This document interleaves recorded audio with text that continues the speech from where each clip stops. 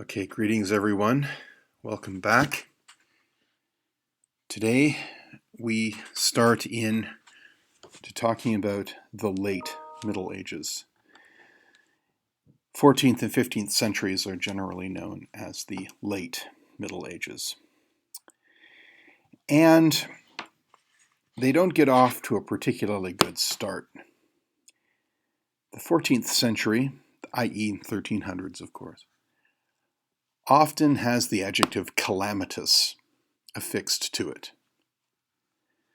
And it's true. All sorts of bad things seem to happen in the 14th century. And they're all kind of related to each other. It's like dominoes. And yet, out of this period of turmoil, a new world emerges, which we can call the Renaissance, and which we will be dealing with. So, onward.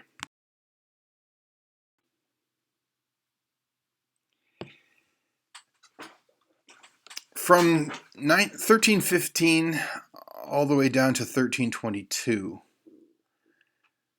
Europe suffered a terrible famine. That's the first of our calamitous events. You have to understand that, agrarian societies really are at the mercy of the weather.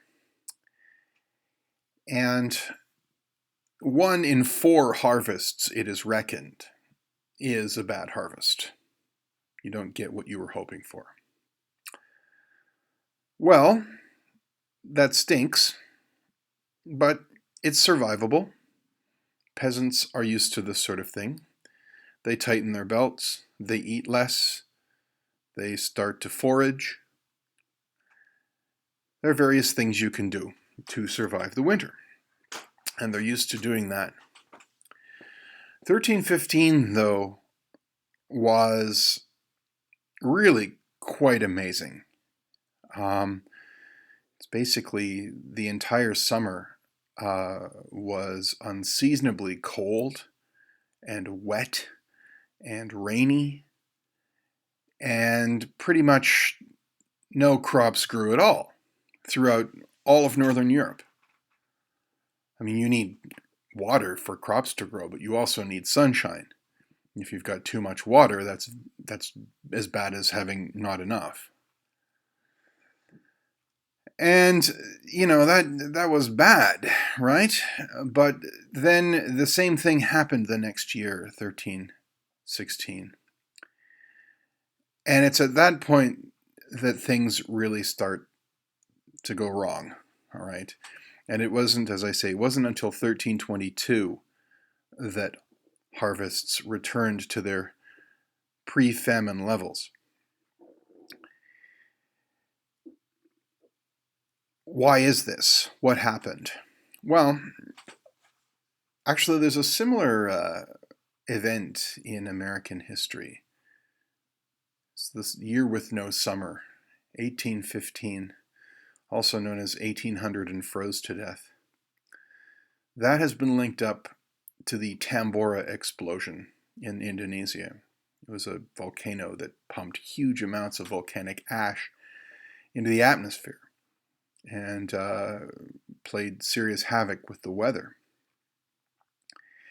And they reckon that something similar must have happened in the late Middle Ages in 1315, that there was probably on the far side of the world, there was a huge volcanic eruption, and the dust didn't completely settle until 7 years later.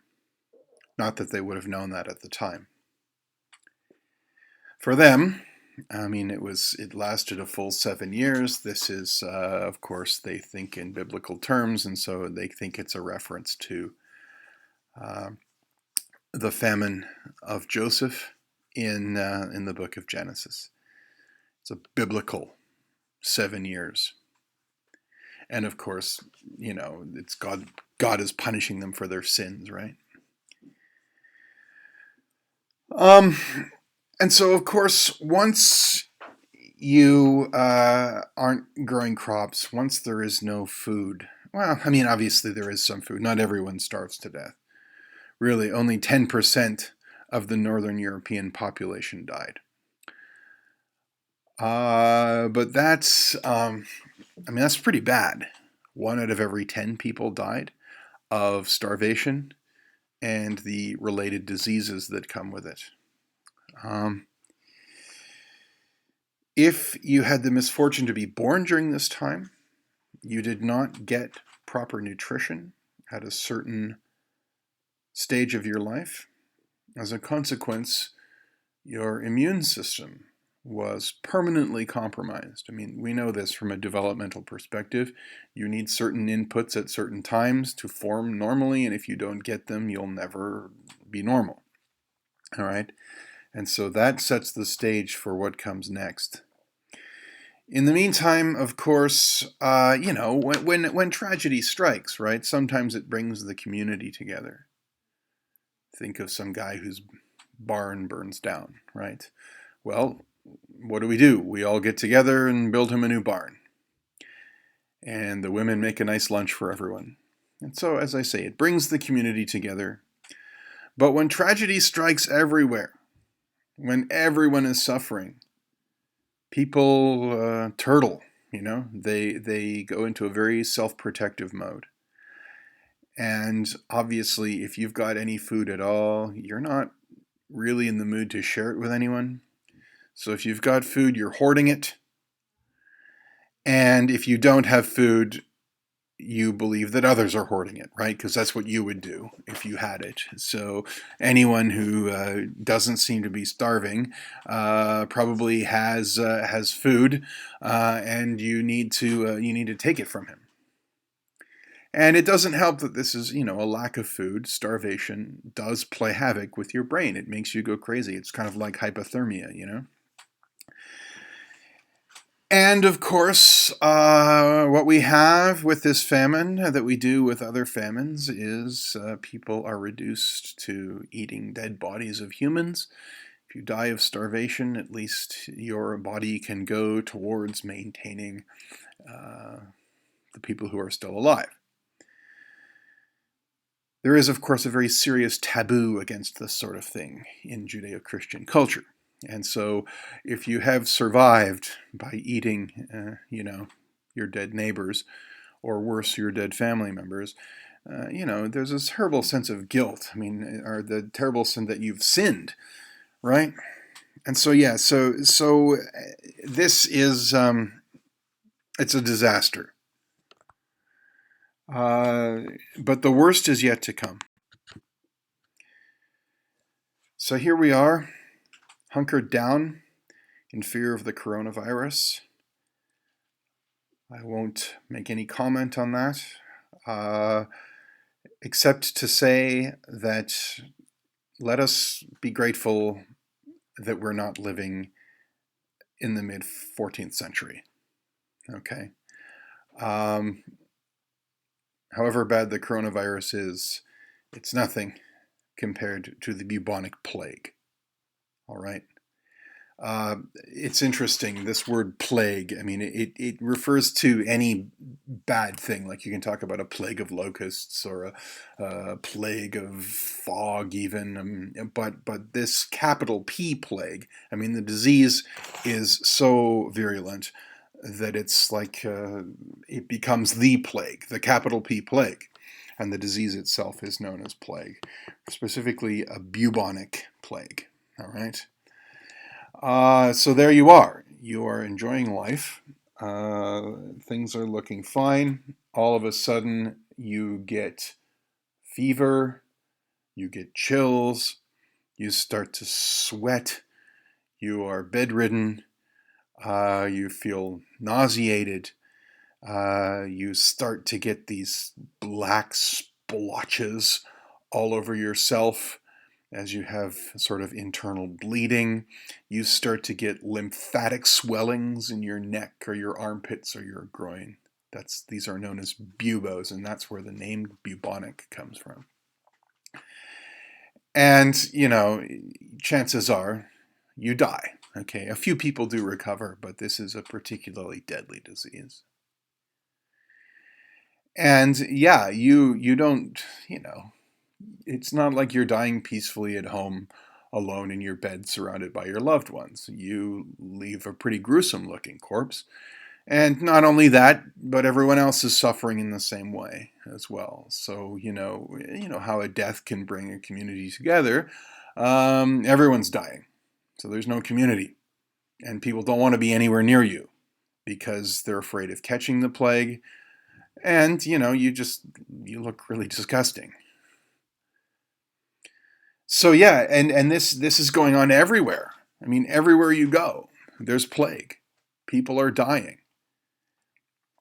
Now, um, they have discovered, or rather, in the late 19th century, during the infancy of epidemiology, bacteriology, they discovered, or they named the bacterium that they thought caused the bubonic plague. It's called Yersinia pestis.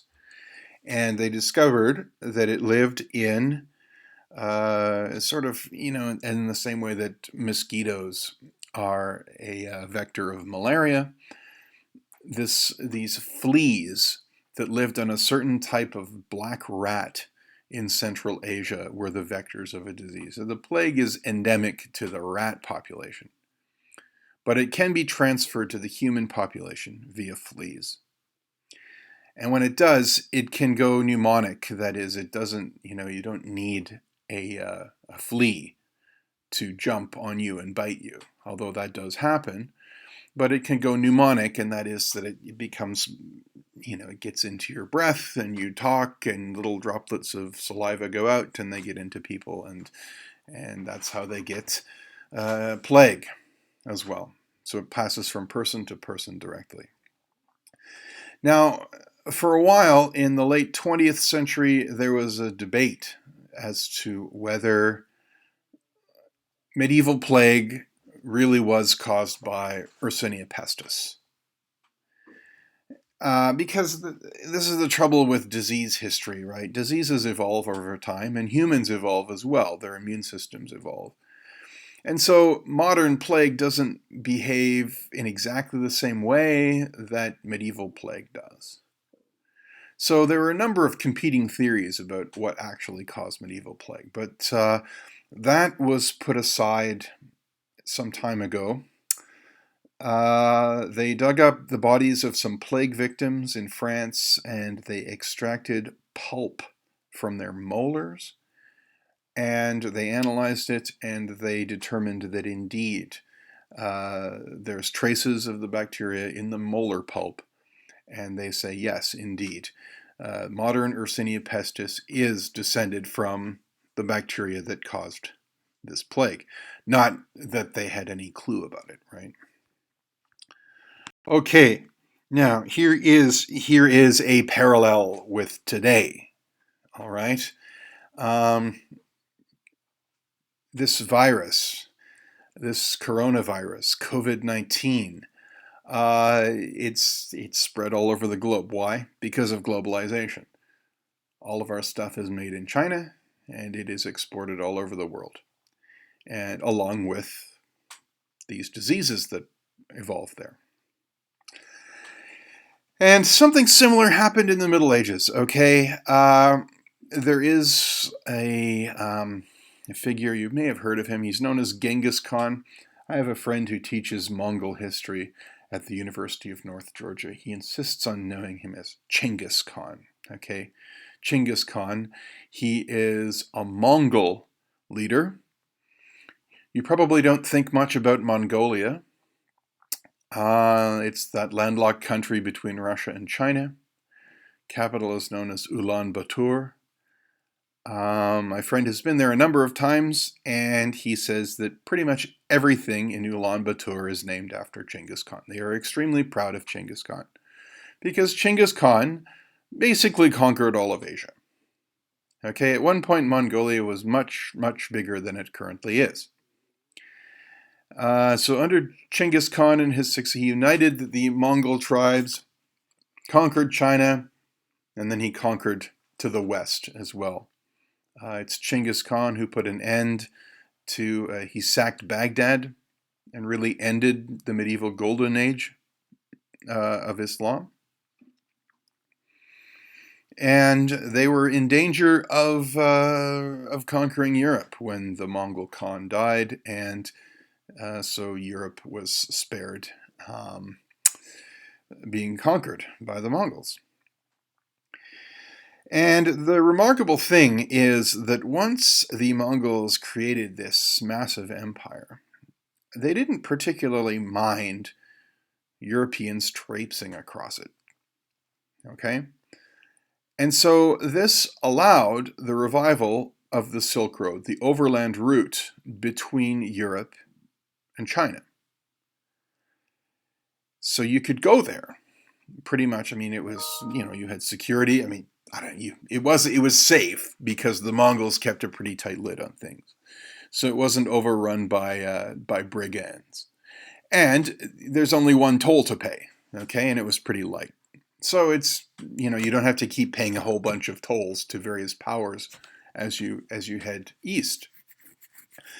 And so this is great, and it allowed Europeans to get to China pretty easily, stock up on stuff that you can only get there, bring it back to Europe and sell it at a huge profit.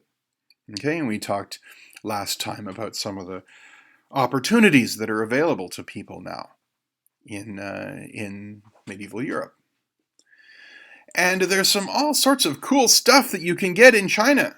All sorts of nifty things. China is generally, for most of its history, China was more technologically advanced than Western Europe was. And so, yes, all those beautiful silks that were made, lots of spices that will only grow in China, especially pepper. The whole custom of paper money, gunpowder is a Chinese invention, even pasta noodles is a Chinese invention. And all of these get to Europe in the high and late Middle Ages on account of the Silk Road. You may have heard of Marco Polo. I mean, it's a children's game in the pool. But Marco Polo was a Venetian traveler who made it to China and who wrote a long book about his experiences. Okay, so this is all my means of saying that this is also how plague gets to Europe. All right? You've got this rat population in Central Asia, and then all it takes is for one flea to bite one trader, and on it goes. So yes, so globalization, one of the drawbacks of globalization is the more efficient spreading of disease. Okay, if we know about microbes, and gloriously, if we can develop antibiotics or vaccines against microbes, I mean, the thing about the study of history really is that it makes you grateful for living when you do, all right? Medieval people did not know about microbes. They did not know about bacteria or viruses. They simply had no idea that we're surrounded by these invisible things, living or semi-living, that can cause problems for us. They had a number of other theories, again, which made perfect sense to them, but which were not ever scientifically validated. All right? Air. Okay, it's taken for granted that the air is, air causes illness. All right? In fact, there's a disease called malaria. You've probably heard of it. That very word means bad air. Okay? And it got its name from the Romans. There were some swamps near Rome, and whenever the soldiers marched through the road through the swamp, some of them got sick. And they figured that it was the bad swamp air that caused people to get sick. Well, we know now, of course, that it's the mosquitoes that live in the swamp that transferred malaria to those soldiers. All right? But the notion that stinky air causes disease was a long-standing theory.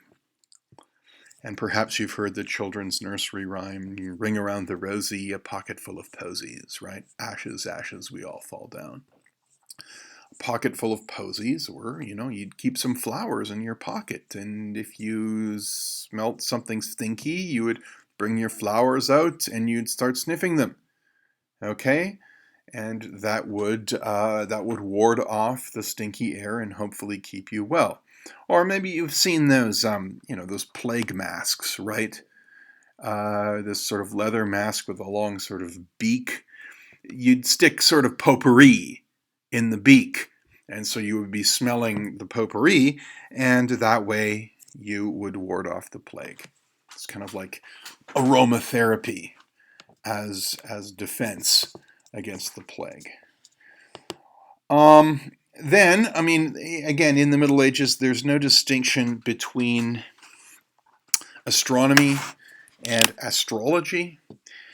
The planets are not particularly far out, and their alignment causes things to happen on Earth. Okay? So the planets are infecting the air, all right? And so all we need to do is wait for Jupiter to move out of the house of Cancer, or, Mercury to go into retrograde, and then Virgo will come, and all this stuff. So there's elaborate theories about what's supposed to happen based on the alignment of the planets. Then there's this wonderful medical theory that is it's ancient, but it's the standard theory in the Middle Ages, and it's never really repudiated until the 19th century. Okay? And the idea is that just as the world is made up of 4 elements, okay? Fire, water, earth, and air. All right? Everything you see around you is made up of a combination of those 4 elements: fire, water, earth, and air. So also you are made up of a unique combination of humors, okay? Blood, phlegm, black bile, and yellow bile. Okay, so when you were born, you were given a combination of these humors. And that determines your personality, by the way.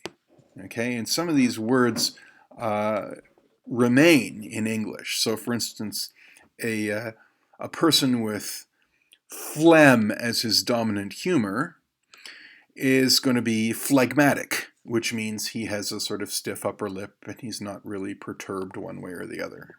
All right, strong silent type. Or someone with blood as his dominant humor is sanguine. Okay, Latin for blood is sanguis. And someone who is sanguine is rather jovial, appreciates a good laugh, is backslapping, that sort of gregarious. All right. Black bile that's melancholia. All right. So if you are a melancholic person, you're pretty much depressive. And yellow bile is choler. So if you're a choleric, you're angry all the time. All right. We don't have this theory anymore, but we still do have some adjectives that derive from this theory that we use from time to time. Or I don't know, you read them from time to time. They're not really all that common, I admit. In any event, okay, illness is caused by an imbalance of humors. All right, so if your dominant humor is blood, or put it this way, if your dominant humor is black bile, and all of a sudden your internal balance is put awry and blood becomes your dominant humor, it's not that you become temporarily jovial. You just get sick, okay? Some people are depressive, but that's their natural state. It's good for them to be depressive, all right? And if you mess around with their humors, trying to make them happy or something, you're just gonna cause problems. So what happens if you have a temporary excess of blood when your dominant humor is black bile? Well, you go and get bled, of course. You go to the barber. Actually, this was a function of barbers in the Middle Ages. They also acted as surgeons, so they would bleed you. Or, depending on the humor, you could get purged. You would either get something to help you vomit, or you would get something to help you defecate. All right, so like X-lax, medieval X-lax would purge you of your humors. And as I have there, I mean, nothing worked. Okay, nothing really worked. The plague just kept on going. Even with the potpourri, people died. Mercury is out of retrograde. People are still dying. And frankly, your chances of surviving in the Middle Ages often depended upon how you avoided doctors, okay, for reasons that are obvious to us. Medieval scientific theories they're beautiful, okay? They all make internally coherent sense, but they were never actually subjected to the scientific method. And as a consequence, no one ever said, hey, this doesn't seem to be working, let's try something different. I'm afraid that was not the way they saw things. Okay? You would go to university, you would learn knowledge from a book, and it was written a long time ago by people who are wiser than you, and your job is to memorize it, and then you would be educated. Okay? And I'm afraid that that's how medical training worked as well. You would learn Ptolemy, in fact, and Galen. Ptolemy and Galen were the two texts. Okay, so you'd learn all about these theories, and then you would be prepared to help people, but you wouldn't be helping them because these theories didn't actually correspond to reality. Okay, here are some poor plague victims covered in buboes, with maybe a doctor or a priest throwing something sweet-smelling into the air, trying to ward off the effects of the disease. Okay, so this is it. I mean, there's people dying all around you and dying in a particularly gruesome way, and it's not bringing the community together. It's a complete breakdown of community. Plus, they have no way of explaining it. That's the thing, right? That's the difference between plagues now and plagues then. Right now, we've got people working very hard to come up with a vaccine for coronavirus. And we know it's possible to do this because, we've had success here before. And we know that it's caused by these viruses. We can see them with the right equipment. But in medieval Europe, I mean, they had no idea. What's causing this? We don't know. Okay? None of our theories seem to work. This plague is simply relentless. So, I mean, obviously, past population statistics are highly dodgy. They can be only estimates. But it's reckoned that between 1/4 and 1/3 of the European population died as the result of the plague. And keep in mind, of course, that they've been set up for it by the Great Famine, okay, of 20 years earlier. So all of those people who were born during the famine are now adults, and they're pretty much sitting ducks for this bacterium that comes through. And yeah, the first one was the worst, but the weird thing is that the plague sort of kept coming back every 20 years or so. It was never quite as bad, but this just became a feature of life in late medieval and early modern Europe.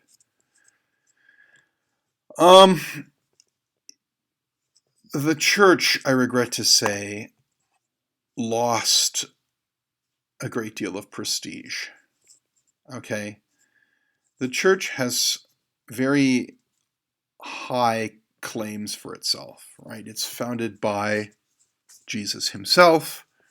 It has the right to tell you what to do. It has the right to tell the kings of Europe what to do, right? And that's why you have to pay it all that money. That's why it deserves to be rich, okay? Because it is forming this essential role in society to mediate between God and humanity.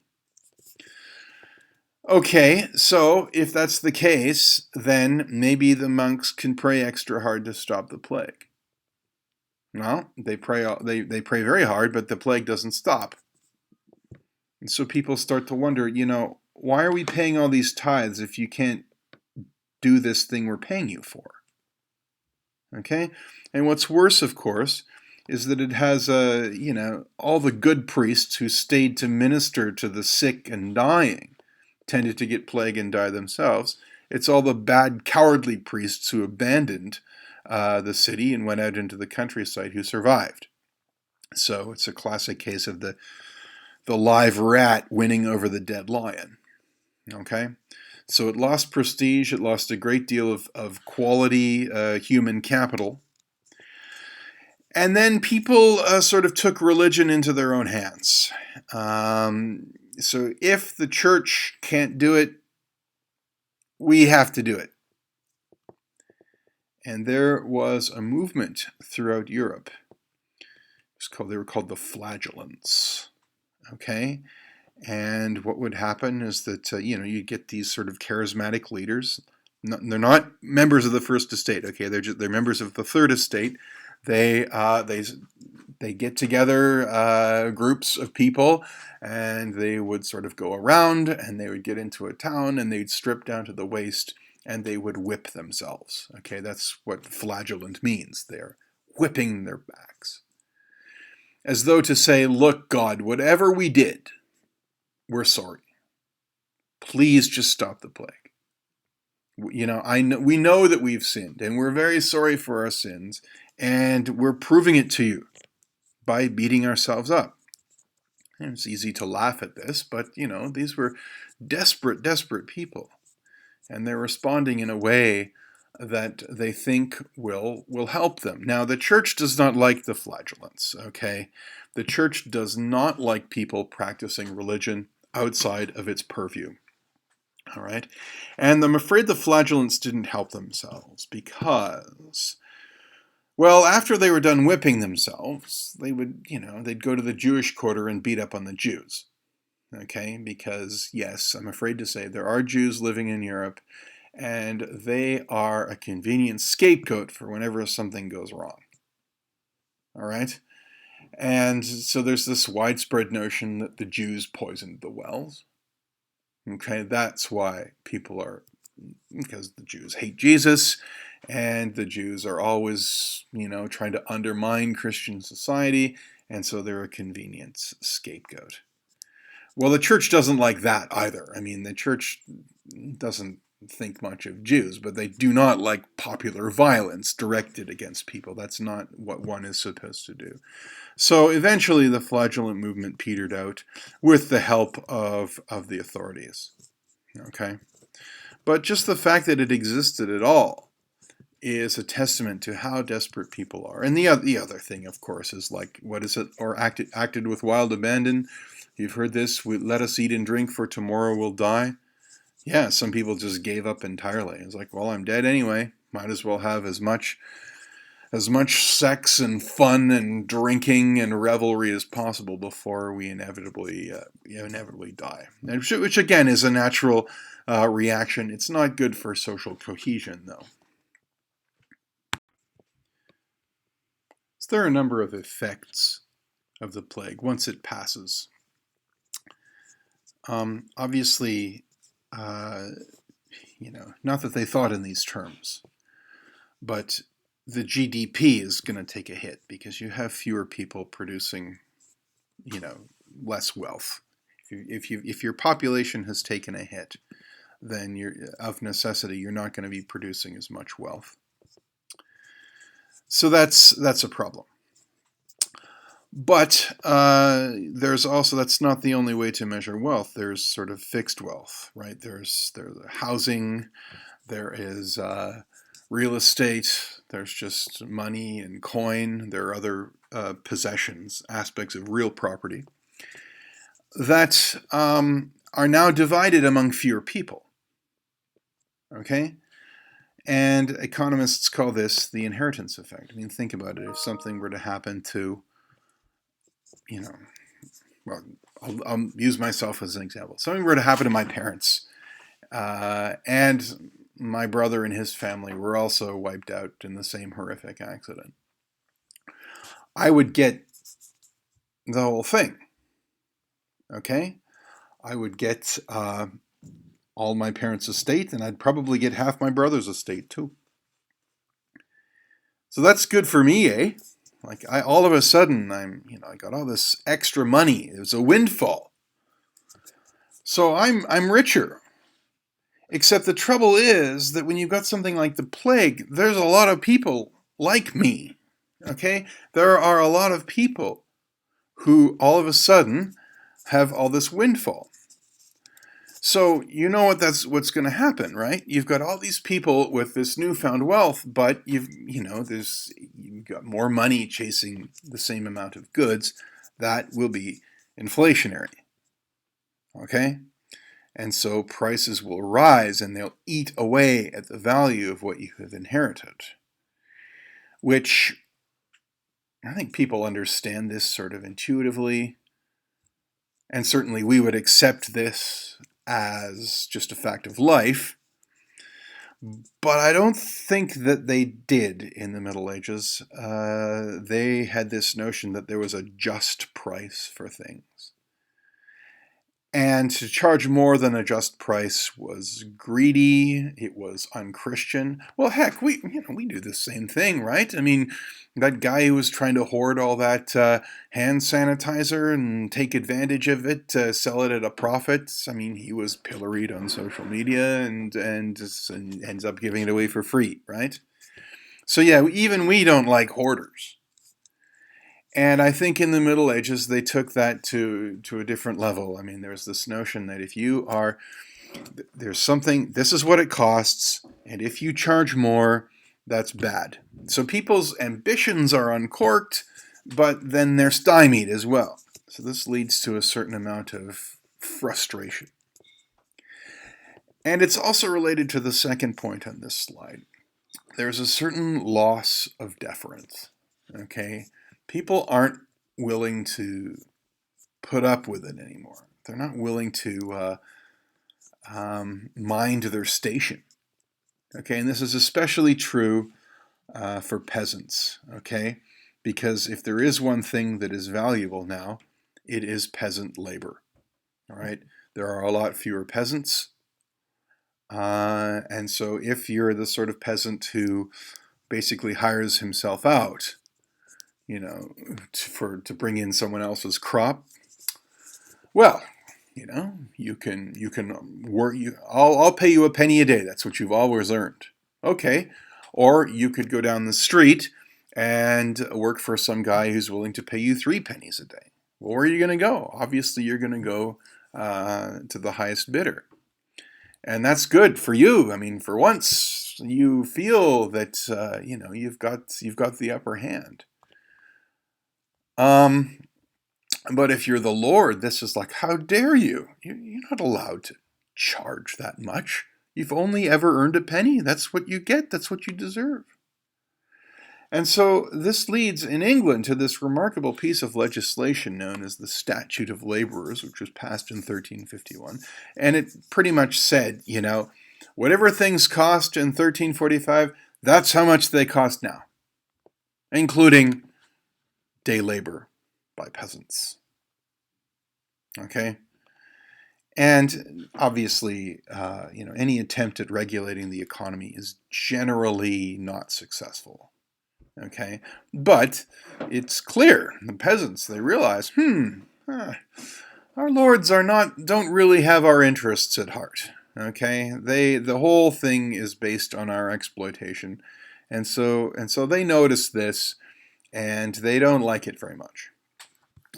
And that leads to our final slide here, that there are 3 examples of sort of social unrest that occur in the late 14th century.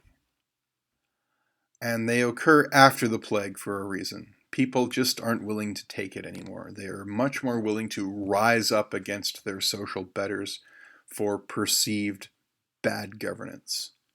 All right? So the first one it's known as the Jacquerie. This happened in France in 1358. I mean, it was exacerbated by the 100 Years' War, okay, which we'll talk about next time. the English have come to France, and they have wrought a great deal of havoc in France. And the nobility basically wasn't stopping them. And so the peasants rose up against their lords. I mean, I suppose the English had already passed by.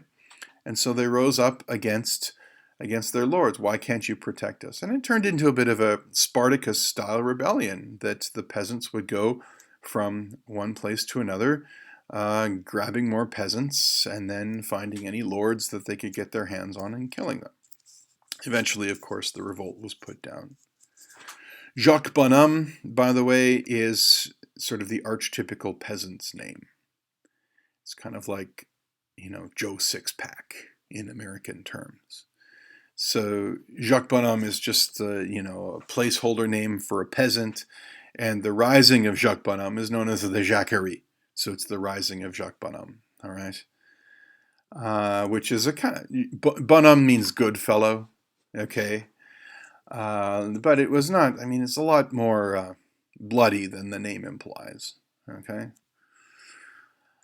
So that happened in France in 1358. 20 years later in Florence, you had something called the Ciompi, whereby basically the little people in Florence had a rebellion in the city, and they kicked out the fat people who were used to running the place. And for a brief while, there was like sort of Revenge of the Nerds in Florence, whereby sort of people who didn't have guilds of their own held power over the place. They were not willing to mind their station. All right, they didn't believe that that they were compelled to be little people forever. And something similar happened in England in 1381. The government of Richard II imposed a poll tax on the English. A poll tax simply means that every person pays the same amount of money. Every person has to pay a $1,000 poll tax. It's easy to understand. It's easy to collect. You don't have to calculate, your income and then all the deductions or anything like that, right? But it's really unfair, isn't it? Because for some people, $1,000 is going to be a major hit. For other people, it's just pocket change, okay? So the imposition of this poll tax really struck a nerve, okay? Remember, the peasants are still upset by the statute of laborers, and so what happened was that the commoners of Kent rose up and had this great march on London. They got to London, and they joined with the London equivalent of the Populo Minuto, okay? There's a lot of disaffected underclass in London as well. People who were from not very prestigious guilds, people who were sort of permanent journeymen. They were never allowed to become masters, okay? And so there was this massive riot in London. I have 3 days of mayhem. Again, that's a euphemism. A lot of people were killed in this urban riot. A lot of property destroyed. Even the Archbishop of Canterbury lost his life. Okay? Now, Richard II was King of England. He was about 15 at the time. He had a flair for the dramatic. He met with the leaders of the rebels. He made certain promises. They went back home, and then Richard reneged on his promises. However, they did rescind the poll tax, and they never tried implementing it again. So that's a popular piece of English history, the Peasants' Revolt of 1381. When Adam delved and Eve span, who then was the gentleman? That was one of the lines from that. It was like, basically, in the beginning, there were no social classes. So there really shouldn't be any now. Obviously, you can't have a society without a certain amount of inequality, and that was Richard's point. And he says, you were peasants, and peasants you'll remain. But as I say, they learned their lesson. They didn't try to provoke them anymore. So, there you go. All of this is happening in the late 14th century, largely on account of the plague. It has really shaken things up. It has really broke down social bonds, and little people don't believe that they need to be little forever. All right. Here endeth the lesson.